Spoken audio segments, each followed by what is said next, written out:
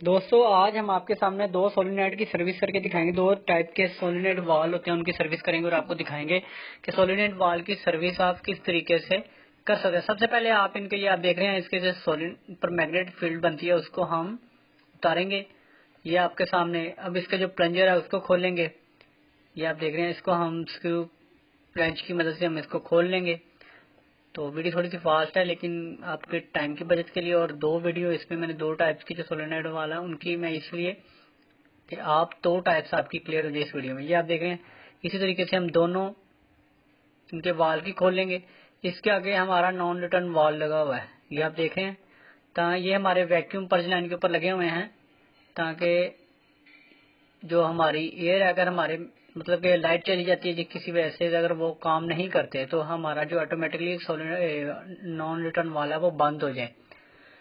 उसके बाद ये आप देख रहे हैं दो वायर लगे हुए हैं हमारे पर्जिंग लाइन के ऊपर। तो अब हम इनकी सर्विस कर रहे हैं। ये आप देख रहे हैं, इनको खोल के दोबारा फिक्स कर दिया है।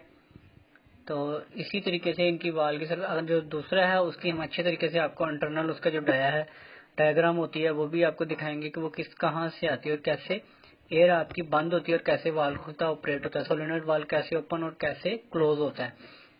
तो हमने इसको अच्छे तरीके से, ये आप देख रहे हैं, इनको हम एयर के साथ सर्विस कर रहे हैं।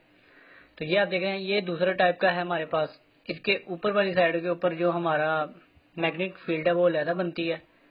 तो इसके मैं खोल देता हूँ। ये आप देख रहे हैं, ये हमारी वैक्यूम लाइंस के ऊपर लगे होते हैं और डिफरेंट जगह पे ये हमारे पानी को भी कंट्रोल कर सकते हैं, एयर को भी कंट्रोल कर सकते हैं। तो ये हमने एयर पर्जिंग की लाइन के ऊपर लगाया हुआ है। तो अब हम इसको खोलते हैं। इसके बाद आपको दिखाएंगे इसके इंटरनल एयर आती कहाँ से है और ये कैसे एयर को बंद करता है। उसमें कार्बन वगैरह आ जाए तो वो काम नहीं करता, क्योंकि रबड़ की उसकी होती है, उसकी ऑन ऑफ की जो उसको सीट कहते हैं, रबड़ की सीट होती है। ये आप देख रहे हैं, ये आपके सामने सबसे पहले आप देख रहे हैं इसमें काफी की लिथियम का कार्बन वगैरह आया हुआ है, जो क्योंकि ये हम लिथियम वैम चिलर के साथ इस्तेमाल कर रहे हैं।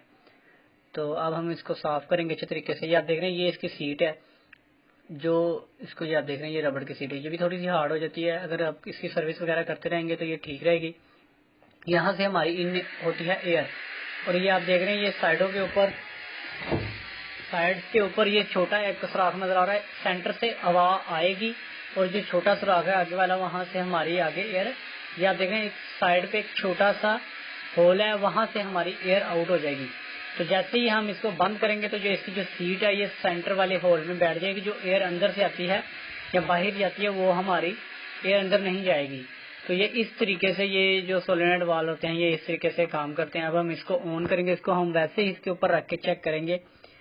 ये आप देख रहे हैं, हमने इसको बगैर टाइट किए हुए हमने इसमें बोल्ट नहीं लगाए, बल्कि हमने इसको वैसे ही इसके ऊपर रखा है। लेकिन इसको ऑन कर दिया, इसके मैग्नेटिक ये काम ये इसको इसने सक कर लिया है।